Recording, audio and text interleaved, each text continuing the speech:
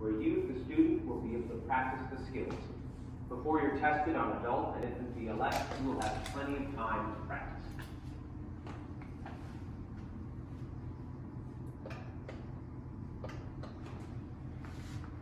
Let's start with a brief review of one Rescuer Adult BLS and take a look back into what we have learned.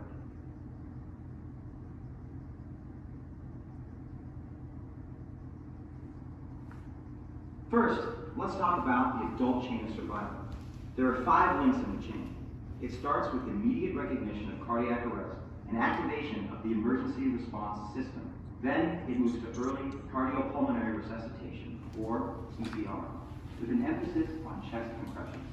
After that, rapid defibrillation is used. The next link in the chain is effective advanced life support that leads finally to integrated post-cardiac arrest care. There are slight differences in these links if you're inside the hospital.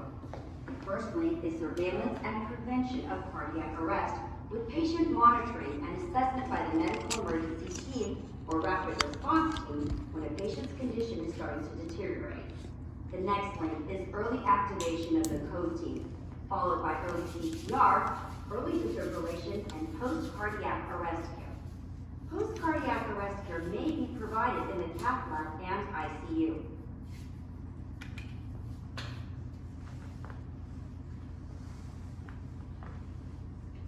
In this practice session, you will first check for scene safety. When the scene is safe, approach the victim and tap and shout to determine responsiveness. If the victim does not respond, yell for nearby help and check for breathing and a pulse. If there is no breathing or only gasping and no pulse, ensure that help and an AED are on the way and immediately begin CPR, starting with chest compressions. We'll pause here before we practice checking for scene safety, responsiveness, breathing, and pulse. So position yourself to the side of your mannequin for practice. The instructor can begin when everyone's ready. Okay, so the first thing I would have touched on would have been scene safety and initial assessment. Obviously, those 2 things are really important. Scene safety, because your safety is number 1. You guys are the most important.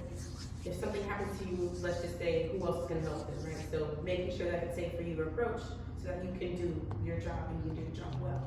And then the initial assessment is going to help you to figure out what is my next step. Is this CPR related? Is this first aid? Is this diabetes? Is this heart attack, stroke? Whatever the case may be, depending on your certifications, you'll learn all these other different things, but obviously today is going to be CPR. But that assessment is going to help you figure out what is going to be the best thing that I can do to help this individual right now. So we're going to do scene safety initial assessment right now. So what you're going to do is, it's a video, you're going to follow along. You're checking for scene safety. Scene safe, you're going to tap and shout on your mannequins, you each have one. Hey, are you okay? Are you okay? No response. Help, someone help. You're going to check for breathing and pulse simultaneously for 5 seconds, no longer than 10. And then there's no breathing and no pulse. And then call 911 and give AED. Sound good? Perfect. All right, so you guys have gloves too that you guys can use for today. And then we got some and the black little pads are free of these as well. Maybe you guys can use there. So I'm gonna start this, and then you're just gonna do what they do and say what they say. I promise it's not a trick. At the same time they're saying it? Yep. So you can, they can say it, or you can say it with them, whichever. I just need to hear you say what they say and do what they do. Go and stand up, you guys.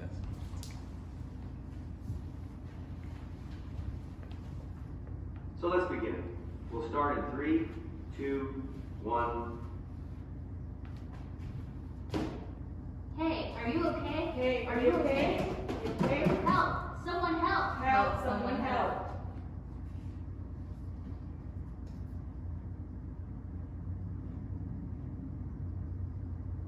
Call for backup and get an AED. Call for backup and get the AED. Very, very good. Very good. All right, so just make sure it's easier if you check the pulse on the side that you're on. So if you're on this side, do this side. If you're on that side, do the other side. Just do on the side that you're on. That'll work really good. All right.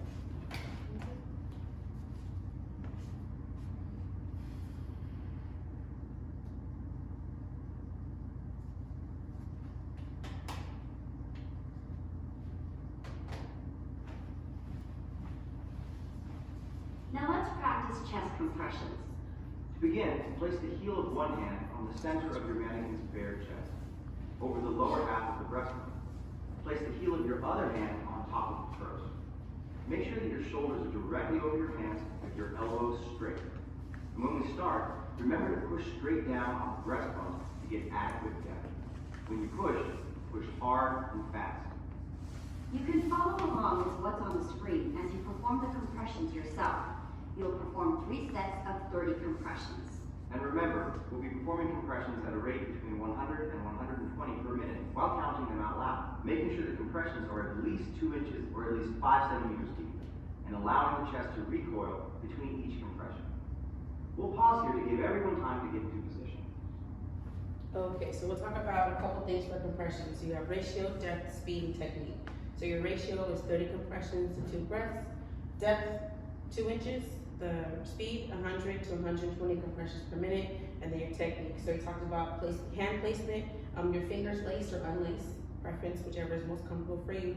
And make sure that you're pushing hard and fast. Keep your shoulders nice and square over your hands. You don't want to lean over too far, but you don't want to lean back too far as well. And then you're pushing down at a nice steady motion, bending at your waist and not your elbows. You want to avoid doing this because that's not going to be as effective, okay? As we get you guys set up for placement, I'm going to show you how to use this little device. So go ahead and show me your placements really quick before we start your compressions. Very quick. Put your hands up just a little bit. Just like for me. Yeah. And then put your hands up a little bit towards me. That's it. All right, so this is going to help you with your compression rate and speed. You're going to see these blinking light. If it stays red, keeps blinking red, that means you're not going fast enough. And then once it's solid green, then it's going to help you to see that you're actually compressing enough. So I'm going to show you guys what it kind of looks like. So you have to do probably about 6 compressions consecutively in a row for it to stay green.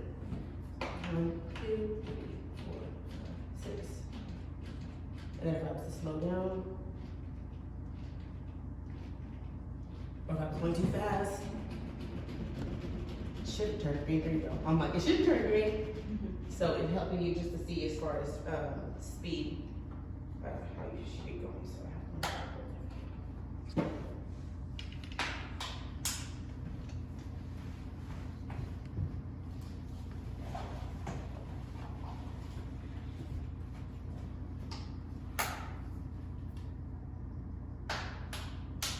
Okay, so we're going to go with the video. He's going to do 2 sets of 30, so you can just count on go with the video, okay?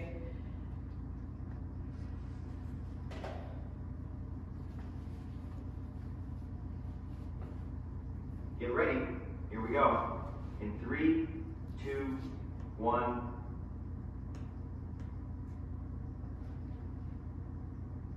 One, 2, 3, 4, 5, 6, 7, 8, 9, 10, 11, 12, 13, 14, 15, 16, 17, 18, 19, 20, 21, 22, 23, 24, 25, 26, 27, 28, 29, 30.